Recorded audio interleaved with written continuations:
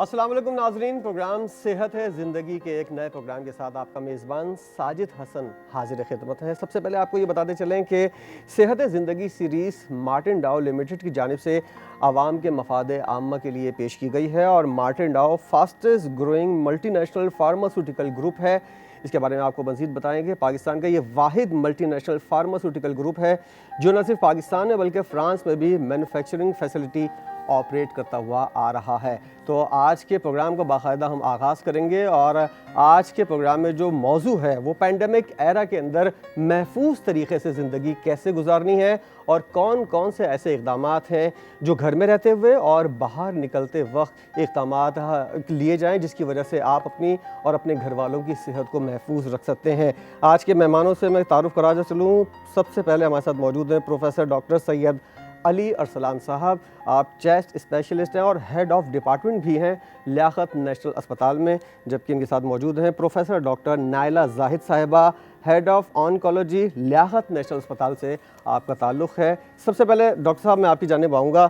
जो सूरत हाल है, लॉकडाउन भी ख़त्म हो गया है, लोग जिस तरह घरों से बाहर निकले हैं, रोज़ टीवी के ऊपर इस तरह के आ रहा होता है कि लोग एहतियाती तदबीर इख्तियार नहीं कर रहे होते। ऐसी सूरत हाल में बाहर निकलना या घर में रहना किस हद तक महफूज है और क्या क्या इक़दाम ऐसे करने चाहिए जिसकी वजह से आप जिनको मर्ज़ नहीं है वो महफूज रह सकें? देखिए, बाहर निकलना तो बिल्कुल क़तई तौर पे महफूज नहीं है। लॉकडाउन का मकसद भी यही है क्योंकि ये फैलने वाला मरज़ है। अभी इस बीमारी का, इस वायरस की प्रॉपर्टीज़ का ही इल्म नहीं हुआ है। ये एक नई चीज़ है मेडिकल साइंस में। उसमें महीनों बरसों लगेंगे कि जब उसके बारे में एक आखिरी हतमी गाइडलाइंस आएंगी कि ये किस तरह फैलता है, कितना ड्यूरेशन है, किससे मरता है, किससे नहीं मरता। लेकिन एक जनरल जो कॉन्सेप्ट है सारी दुनिया का इस वक्त वो ये है कि अगर आप बाहर जा रहे हैं तो आप ज़रूरी नहीं है कि आप इन्फेक्ट हो जाएं। हो सकता है आप पहले से इन्फेक्टेड हों।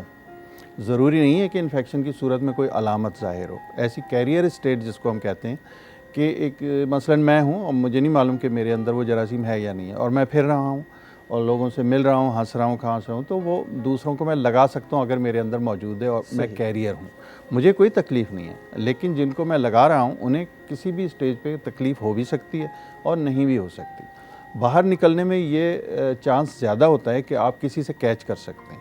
अब ये इसको ड्रॉपलेट इन्फेक्शन भी है। ड्रॉपलेट कहते हैं कि जो हवा में मौजूद है खांसी वगैरह के साथ। इसके बारे में ये है कि ये सरफेसेस पे भी मौजूद है, ज़मीन पे भी मौजूद है, हाथ लगाने से भी लग सकता है। तो ये इसमें कुछ अभी कह नहीं सकते कि आप वापस आए घर तो आपके कपड़ों पे लगा हुआ है, आपके मुंह पे लगा हुआ है, बालों में लगा हुआ है। बाहर निकलना बहुत ही अगर ज़रूरी है तो ज़रूर, मजबूरी की बात अलग है। लेकिन कोशिश ये करें कि ग्लव्स पहन के जाएँ। अगर कोई चीज़ ख़रीदनी है तो वो एक ला के घर के अंदर एंटर ऐसी जगह पे करें जहाँ पे आप उसको डिसइंफेक्ट कर सकें। सही।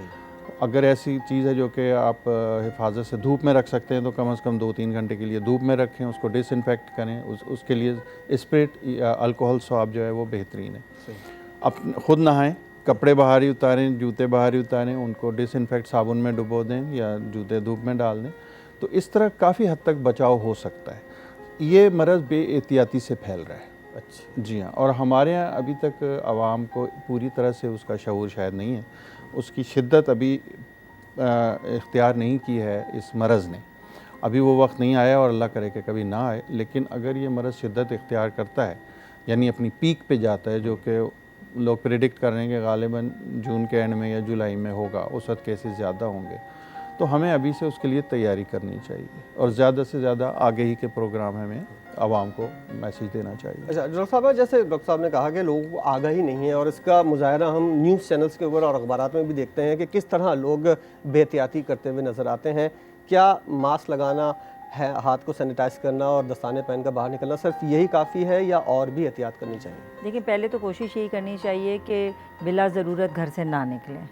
अशद ज़रूरत पे ही घर से निकला जाए और अगर कोई काम घर के एक फ़र्द के जाने से हो सकता है तो उस काम के लिए 6 फ़र्द एक साथ ना निकल के जाएं। क्योंकि आजकल लोगों में बड़ी ये बातें हो रही हैं कि हम तो इतने दिनों से घर नहीं निकले, चलो इस बहाने हम घर से ही निकल जाएं। तो ये अक्लमंदी की बात नहीं है। अच्छा, जो निकलें तो वो अपने आप को प्रॉपरली मास्क लगा के निकलें, ग्लव्स पहन के निकलें। क्योंकि अच्छा, मास्क भी कई तरह के हैं। एक मास्क तो वो सिंपल जो ये ठेलों पे मिल रहे हैं, लोग कपड़ों के मास्क लगा ले रहे हैं, वो बिल्कुल यूजलेस हैं। वो आपको सर्दी से बचाने के लिए होते हैं, डस्ट वो से बचा सकते हैं लेकिन उसको डस्ट वायरस से से नहीं बचा सकते हैं, लेकिन वो आपको वायरस से और बैक्टीरिया से, किसी इन्फेक्शन से नहीं बचा सकते। तो ये बात तो बिल्कुल क्लियर कर लें सब लोग अपने जहन में कि वो मास्क लगाने का कोई फ़ायदा नहीं है। मास्क अगर इस्तेमाल करने तो सर्जिकल मास्क यूज़ करें, और उससे ये होता है कि आपके वायरस कैच करने का ख़तरा 5% से भी कम रह जाता है, और अगर दूसरे आदमी ने भी वो मास्क लगा लिया है तो ये ख़तरा और कम हो जाता है। हाँ, लेकिन अगर क्योंकि आप अपना तो कंट्रोल कर सकते हैं, दूसरे आदमी को तो कंट्रोल नहीं कर सकते ना। आप जाते हैं, आप देखते हैं कि 3 ने मास्क लगाए हुए हैं, 2 ने नहीं लगाए हुए, और लाइन में कोई डिस्टेंसिंग नहीं हो रही। बाहर से स्टोर के अंदर लाने के लिए तो उन्होंने बहुत सर्कल्स बना दिए, लेकिन अंदर जो स्टोर में आप देखें कैश पेमेंट वगैरह पे वही लोग लाइन में जुड़े हुए खड़े हैं, उसमें 3 ने लगाए होंगे मास्क, 2 ने नहीं। जो नहीं लगाए हुए हैं उनके ड्रॉपलेट ज़्यादा दूर तक जा रहे हैं, ज़्यादा देर एयर में रह रहे हैं, वो आपके लिए बहुत ख़तरनाक हैं। तो इस तरह के लोगों को आप लोगों के मेरा जनरल लोगों को मशवरा ये होगा कि आप लोग उनको भी एजुकेट करें कि भाई ये मास्क लगाना ज़रूरी है। ये लोग बड़े डिनाइल में हैं, और उससे अच्छा ये भी होगा कि अपने पास कुछ एक्स्ट्रा मास्क रख के जाएं और ऐसे लोगों को पकड़ा दें कि भाई आप प्लीज़ ये मास्क पहन लें। सही, ठीक है। और इससे ज़्यादा और अगर एक और चीज़ की जा सकती है, जो N95 मास्क का एक बड़ा सब लोगों में शोर है कि ये N95 मास्क क्या है। N95 मास्क वैसे तो रिकमेंडेड हैं उन जगहों पे जहाँ पे कि कंफर्म्ड कोरोना के केसेस हैं, उनसे बचने के लिए N95 मास्क बहुत अच्छी प्रोटेक्शन देता है। लेकिन अब जब आप जनरल पब्लिक में जा रहे हैं, आपको क्या मालूम है कितनों में है कितनों में नहीं। अगर सबने सर्जिकल मास्क लगाए हुए हैं तो ठीक है, लेकिन अगर आधे लगा रहे हैं आधे नहीं, तो आप अपनी प्रोटेक्शन के लिए अगर N95 लगा लें तो आपको शायद ज़्यादा प्रोटेक्शन मिल जाए। खाने में कौन कौन सी ग़िज़ा इस्तेमाल करनी चाहिए जिसकी वजह से, क्योंकि लॉकडाउन ख़त्म हो चुका है और ऐसा भी नहीं है कि तमाम लोग घरों से बाहर निकल आएँ और तमाम लोग बाहर एक्सरसाइज भी कर सकें, तो ऐसी सूरत हाल में घर के अंदर रहकर खाने पीने में क्या एहतियात करनी चाहिए, इस पर हम बात करेंगे एक ब्रेक के बाद। आप हमारे साथ रहिए।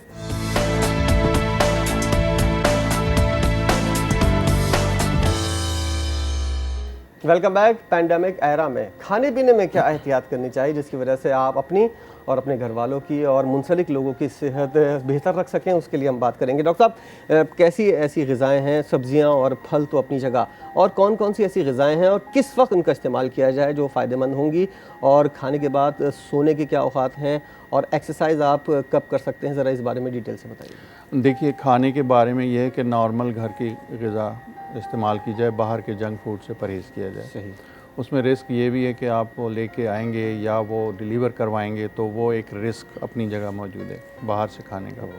दूसरे ये कि उसका कोई पता नहीं है क्या कुछ उसमें होता है। यहाँ पे आप आए दिन देखते रहते हैं, टीवी पे भी, अखबारों में भी, कि उसमें क्या क्या मिलावटें वगैरह हैं। बेहतर यही है कि घर का खाना सबसे बेहतर है, नॉर्मल, जो ज़ूद हज़म हो, मुक़व्वी हो, जिससे क़ुव्वत हासिल हो, जायज़ के कि बहुत ज़्यादा चटपटा हो और उसमें क़ुव्वत ना हो। अब ये मसलन प्रोटीन डाइट ज़्यादा बेहतर होनी चाहिए फ्रूट्स के अलावा। प्रोटीन अगर आप गोश्त अफोर्ड नहीं कर सकते तो लोबिया जो है या दालें, ये प्रोटीन का अच्छा सोर्स है। लोबिया तो बहुत ही अच्छा सोर्स है। उसके अलावा कोशिश करें अपनी मुदाफ़ियाना जो क़ुव्वत है उसको बढ़ाने के लिए। उसके लिए एक तो नींद पूरी होनी चाहिए। सही। और अच्छी एक्टिविटीज़ होनी चाहिए। घर के अंदर रहते हुए भी हल्की एक्सरसाइज, हल्की फुल्की वर्जिश हो सकती है। बच्चे जो हैं वो, उनके बारे में ये एक तासुर ही है वालिदैन के जहन में कि इनको ताज़ा हवा में बाहर लेके नहीं जाएंगे तो इनकी ज़हनी नशोनुमा नहीं होगी। क्या ऐसी बात सही है, और अगर बच्चों को बाहर लेके जाएं तो क्या नुकसानदेह हो सकता है ऐसे भी? देखें, सिर्फ एक चीज़ ही बच्चे की ग्रोथ के लिए ज़रूरी नहीं होती कि बाहर निकलना और ताज़ा हवा घर के अंदर में भी, आंगन भी हो सकता है, एक छोटा सा सहन भी हो सकता है जहाँ पे उसको ताज़ा हवा मिल सकती है। अगर कोई आपके घर के करीब कोई ऐसा पार्क है जो ज़्यादा क्राउडेड नहीं है, क्योंकि आपको 6 फुट का डिस्टेंस मेंटेन करना है। अगर आप उतना डिस्टेंस मेंटेन करके आप या आपका बच्चा वहाँ जा सकता है तो ठीक है, लेकिन जैसे पहले बच्चे जमा होकर मैचेस खेल रहे होते थे, फुटबॉल, क्रिकेट, इस तरह की चीज़ें, I don't think that is advisable at this time. वो इट विल बी डेंजरस। और डॉक्टर साहब, जिस तरह का डॉक्टर साहिबा ने बात की कि ज़रूरी नहीं है कि आप खुली फ़ज़ा में ही बाहर निकलें। अगर जो लोग, जैसे हमारी मजबूरी है, ऑफिस जाना है और बास कंपनीज खुली हुई भी हैं, तो जो लोग बाहर जाते हैं, जैसे कि हम ऑफिस आते हैं और उसके बाद घर जाते हैं, तो हमको ख़ास तौर पर ऐसी क्या एहतियात करनी है ऑफिस आने से पहले और घर जाने से पहले? देखिए, जब आप घर से ऑफिस जाते हैं तो आप बिल्कुल साफ़ सुथरे होते हैं, आपका एक्सपोजर नहीं होता माहौल से, एटमॉस्फेयर से। जब ऑफिस से आप वापस आते हैं तो आप कंटामिनेट हुए हुए होते हैं, लाइकली के कंटामिनेट हुए हों, आपके ऊपर जरासीम लगे हुए हों। तो जैसा कि आप बाहर मतलब कहीं ऑफिस जा रहे हैं या कहीं भी घर से बाहर जा रहे हैं ना, तो वापसी का वही तरीक़ाकार होना चाहिए जो मैंने अभी बताया कि आपके जूते अलग हों, वहीं आप सब कुछ चेंज कर लें, बाहर का एक कमरा इस मकसद के लिए रख लें या वॉशरूम रख लें, वहाँ पे आप चेंज करें, नहाएं धोएं, हर चीज़ कपड़े चेंज करें, फिर उन कपड़ों को साबुन में डाल दें, उससे डिसइंफेक्ट हो जाता है, डिटॉल में डाल दें, सही, ताकि वो दोबारा कारआमद साबित हो जाएं। और उसके बाद आप वहाँ से कपड़े बदलें और अंदर तशरीफ़ ले आइए। अब ख़ासकर मोबाइल, मैं बताऊँ, मोबाइल, ऐनक, कार कीज़ या आपकी जो चाबियाँ हैं, ये इनका वॉलेट, इनका बहुत ज़्यादा ख्याल करना है आपको। जो करेंसी है, नोट्स हैं। अच्छा, मोबाइल को डिसैनिटाइज करने का कोई ऐसा तरीका है जिसकी वजह से, ये मैं आपसे ब्रेक के बाद जानना चाहूँगा, क्योंकि बहुत सी चीज़ें ऐसी हैं, दस्ताने हम पहनते हैं, ग्लव्स पहनते हैं और मास्क लगाकर जब हम बाहर निकलते हैं तो वापस आने के बाद क्या वो मास्क और मोबाइल को डिसैनिटाइज करने का तरीका क्या है, मास्क काबिल इस्तेमाल है, ग्लव्स काबिल इस्तेमाल हैं या नहीं, और इन सब चीज़ों को डिसैनिटाइज कैसे किया जा सकता है, इस पर हम बात करेंगे एक ब्रेक के बाद। हमारे साथ रहिएगा।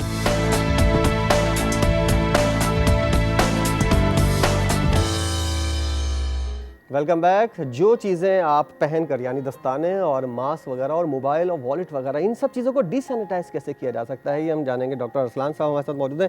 डॉक्टर साहब, मोबाइल के बारे में ख़ास तौर पर लोगों के खर्चा ये कि किसको अगर डिसैनिटाइज किया जाए तो कहीं ख़राब ना हो जाएगी। जी बिल्कुल, उसे तो दिन में कई दफ़ा करना चाहिए जितना वो इस्तेमाल होता है और जगह जगह रखा जाता है। उसके लिए सिंपली आप ये स्प्रिट स्वाब जो आती है, स्प्रिट स्वाब से बेहतर है कि आप अल्कोहल स्वाब जो आती है, बल्कि मैं आपको दिखा भी दूंगा, इससे अगर करें तो बेहतर है। स्प्रिट से ये होता है कि रंग उड़ जाता है। अच्छा। स्प्रिट से आपके चमड़े की कोई भी चीज़ है, बैग वगैरह है, उसका रंग उड़ जाता है। सही। तो बेहतर यही कि ये जो सिंपली ये स्प्रिट अल्कोहल स्वाब है, अच्छा। इससे आप अपनी चाबियाँ और मोबाइल, पर्स, पेन, खासकर जो जगह जगह रखा जाता है, ऐनक, इसकी सफाई करें।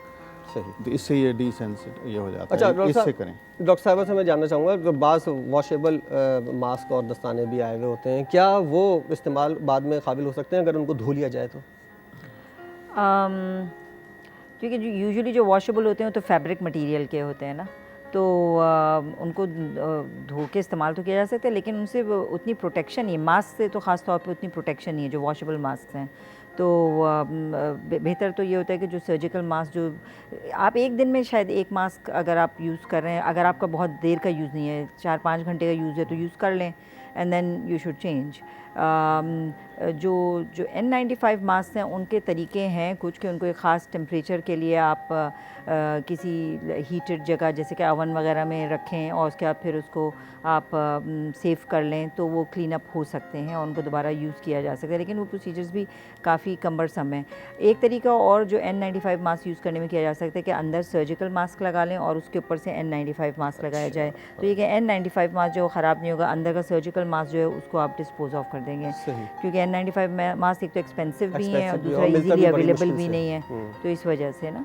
तो अच्छा डॉक्टर साहब, जिस तरह का एक तासुर आम है और लोग जिस तरह की गुफ्तगू करते हैं कि ये कोरोना वायरस जो है ये गर्मी के मौसम के अंदर या ज़्यादा गर्मी की हिद्दत के अंदर जो है ये मर जाता है, इस तरह की बातें की जाती हैं, क्या इसमें कोई सच्चाई है? और अब तक सिर्फ बातें ही हैं, ये तो हमें वक्त के साथ साथ पता चलेगा कि ये कितने टेम्परेचर में मरता है, कितने टेम्परेचर में बढ़ता है। अभी तो सारी दुनिया में फ़िलहाल ये फैला हुआ है। अभी ये पाकिस्तान में अभी हीट वेव्स भी आई हुई है, लेकिन इसमें कमी नहीं हुई। आप ये देखें कि पिछले 3-4 दिन हीट वेव्स कराची में थी, सिंध में अभी भी बहुत ज़्यादा टेम्परेचर है, मगर केसेस बढ़ रहे हैं। इसलिए यकीन से ही नहीं कहा जा सकता कि ये ज़्यादा शिद्दत होगी गर्मी की तो ये ख़त्म हो जाएगा। ये मेरे ख्याल में खाम ख्याली है फिलहाल। अच्छा, एक तासुर और भी है डॉक्टर साहब जो मैं आपसे डिस्कस करना चाहूँगा कि जिसको कोरोना वायरस हो गया है, अगर वो उसके बाद सेहतियाब होता है और 2 से 3 टेस्ट भी वो करवा लेता है, उसके बावजूद भी उसका नेगेटिव आता है, तो वो शख्स जो है उसको दोबारा कोरोना वायरस हो सकता है या नहीं? अगर हो गया तो क्या उसका टेस्ट भी उस वक्त उसके बाद भी पॉजिटिव आएगा? जी हाँ, बिल्कुल। अगर दोबारा कोई भी जो है मरीज़ कोरोना वायरस से सेहतियाब होने के बाद दोबारा री इन्फेक्ट हो सकता है, उसका दोबारा टेस्ट पॉजिटिव आएगा। उसमें IgM IgG दोनों हैं, तो IgG आमतौर से IgM पॉजिटिव आता है तो इसका मतलब है एक्यूट इन्फेक्शन, IgG का मतलब है पहले हो चुका है। और पीसीआर है, तो उसके हिसाब से तो ये हो सकता है, दोबारा भी हो सकता है और टेस्ट भी पॉजिटिव आएगा। उसकी डायग्नोसिस ही ये है। अच्छा, और डॉक्टर साहब जिस तरह का लोग डॉक्टर के पास जाते हुए डरते इसलिए हैं कि कहीं किसी किस्म का कोई टेस्ट लिख कर ना दे दें या इस तरह की कुछ सूरत-ए-हाल ना हो जाए। आम छोटे मोटे मर्ज़ भी होते हैं, उसकी वजह से भी लोग जो है अवॉइड करते हैं डॉक्टर के पास जाने से। तो क्या ये सही करते हैं? मर्ज़ जब हो, कोई शिकायत किसी चीज़ की हो, तो आप ऑनलाइन या टेलीफोन के ज़रिए डॉक्टर से रुजू कर सकते हैं या उसके पास जाना ही ज़रूरी है? देखिए, आजकल इस पेंडेमिक में तो बिल्कुल हम लोग मरीज़ों को डिस्करेज करते हैं कि कोशिश करें कि हॉस्पिटल से दूर ही रहें, क्योंकि हॉस्पिटल खुद एक सोर्स है इन्फेक्शन का।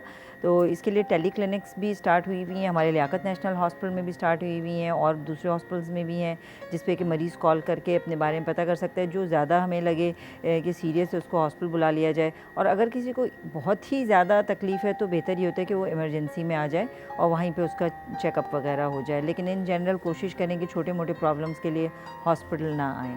अच्छा डॉक्टर साहब, आप ब्रीफली बताइएगा, क्योंकि जो सूरत हाल अभी क्रिएट हुई हुई है, ख़ास तौर पर हम पाकिस्तान की बात की जाए तो यहाँ पर लोगों को शऊर नहीं है और लोग इस चीज़ को अब तक मजाक समझ रहे हैं। कितना सीरियस होने की लोगों को ज़रूरत है, और लॉकडाउन में भी थोड़ी सी नरमी हुई है और आप मार्केट्स का जिस तरह हाल देख रहे हैं, तो लोगों के लिए इस वक्त आपका मैसेज क्या होगा? मेरा ये पैगाम है कौम के लिए कि एहतियात बहुत ज़रूरी है। देखिए, अल्लाह का करम है कि अभी अमवात इतनी नहीं है यहाँ पे, लेकिन केसेस बढ़ रहे हैं और अमवात भी उसके साथ साथ बढ़ सकती हैं। जो इतने मॉडर्न ममालिक हैं जिनके पास हर फैसिलिटी है, वहाँ पे उनसे हैंडल करना मुश्किल हो रहा है। और वहाँ आप देखें अमवात जो हैं वो हज़ार में पहुँच गई हैं। मामला पूरे दुनिया में देखें तो वो तो लाखों में हो गई।